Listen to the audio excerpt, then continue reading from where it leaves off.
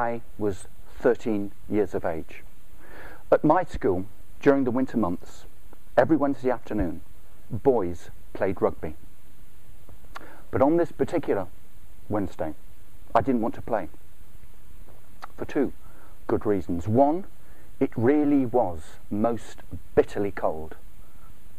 Icy horizontal needles of sleet, bitter, spitefully cold. And two, I wanted to spend the afternoon in the library, the warm radiator heated library, with my girlfriend, my very first girlfriend. And so I devised a plan.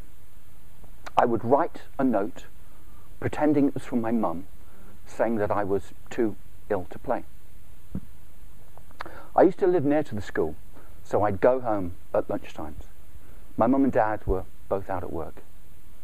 I went home, I made myself a fried egg sandwich, and then I picked up a biro and I scrawled in what I imagined was my mother's handwriting a note.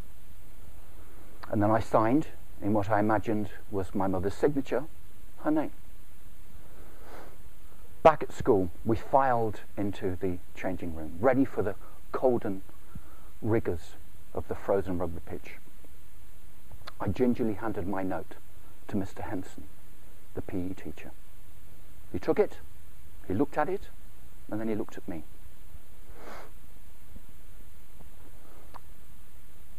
I couldn't read his face. And then he looked at the note again and he shook his head. I couldn't read his face. He then turned on his heels and he left the room. I was a little bit worried now.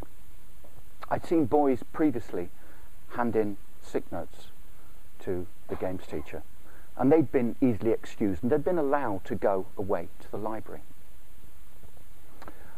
Long minutes passed, and then Mr. Henson charged back into the room, marched towards me. I could read his face now. It was flushed red with anger and indignation. He grabbed me by the ear and he pulled me away. Perhaps at this point I should tell you what I'd actually written in my note, because I'd made a spectacular miscalculation. In my unformed 13-year-old mind, I'd reasoned that the worse you can make something sound, the more likely it would be to be believed. And this is what I'd actually written in my note.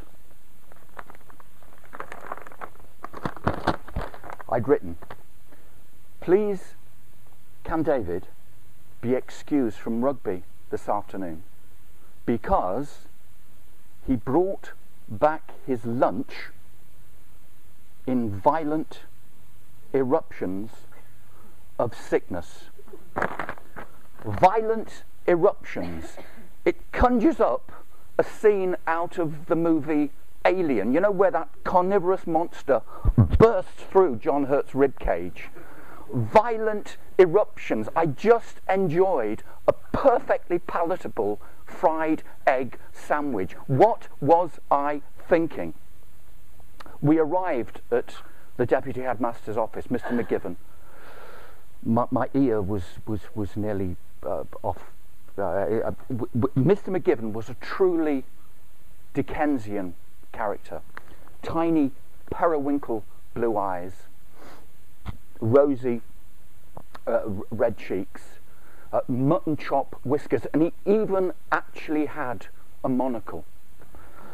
The two men were there in the room with me, and they waved the note in front of me. "You wrote this, didn't you, boy?" "No, sir." I was in a predicament. I couldn't admit to my forgery because I suspected the results would be calamitous. So I had to keep up the pretense that my mum had actually written this letter. It was intimidating, it was unpleasant, but I stuck to my guns. They even, at one point, fetched an English essay that I'd written and said, "This is the sort of phrase that you were likely to use, David." Even at age 13, I had a weakness for hyperbole. They left the room to discuss my fate. And just then, I saw out of the window, across on the grass verge, my friend Richard Bishton. And I banged on the window. I needed somehow to get a message to my girlfriend as to why I'd been delayed. So I beckoned him over. Just at that point, Mr. McGibbon re-entered the room. So I "What is the matter with you now, boy?" And what is that Bishton out of the window? "Yes, sir, he was a little bit concerned, sir." "Then why is he running away?" "You're to spend the afternoon in the sick room." I protested. No. I'm sure I'll be okay if I can just go to the library." No. You're to spend the afternoon in the sick room. He knew. I knew. He knew. He knew. I knew. He knew. He'd won. And so, I spent a miserable afternoon in the sick room with the curtains drawn, lying on a plinth.